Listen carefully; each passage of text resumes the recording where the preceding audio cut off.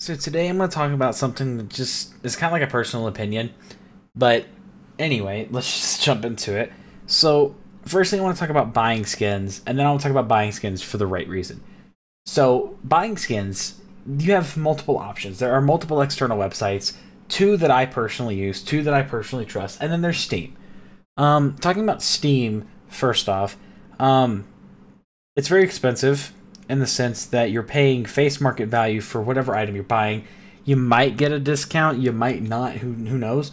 You might get a good float, you might not, who knows. If you're just buying the cheapest one available, it's kind of taking a gamble.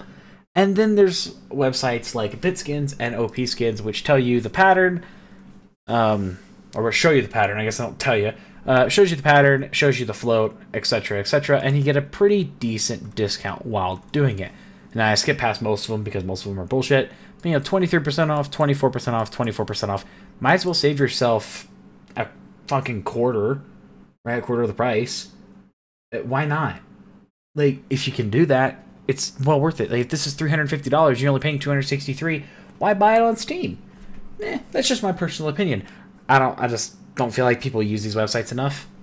It's kind of how I feel about that. You might as well save 25%, right? Might as well. If you're paying 75% of the price of the item, just do it. But if you don't trust these websites, that's fine. Everybody's their own person. You do what you want. And then I want to talk about buying skins for the wrong reason. This is something I see time and time again in the comment section. Know me, help, I've been scammed, and I can't afford to lose that money. I need that stuff back. You're not getting it back, and you bought skins for the wrong reason. If you cannot afford the risk, and you cannot afford, let me guess, the upkeep, there's no reason to do it. Like, there's a constant risk that you lose everything because you're buying in and you're very desperate. You're trying to make as much profit as you can, and it's not getting you anywhere. And now you're vulnerable, and now somebody's taking all your shit. Right? But the thing is, when you're buying skins, you should be buying skins for just a casual purpose. You should just be buying them to have them. Maybe in a week or two, I kind of want to trade this knife for something a little bit different. Doesn't necessarily have to be profit, but it's something that I want to be different. I'm kind of bored with the Karambit Doppler. Let me go out and see if I can trade it up to a Karambit Tiger Tooth. Who knows? But, yeah, I guess I'm put this in perspective for you. The way that the best example I can get out of this is your grandparents handed you down a car. Okay, the car is not the best car, it's not the fastest car, it's not the nicest looking, but you want a Lamborghini. So you go out and you buy a Lamborghini.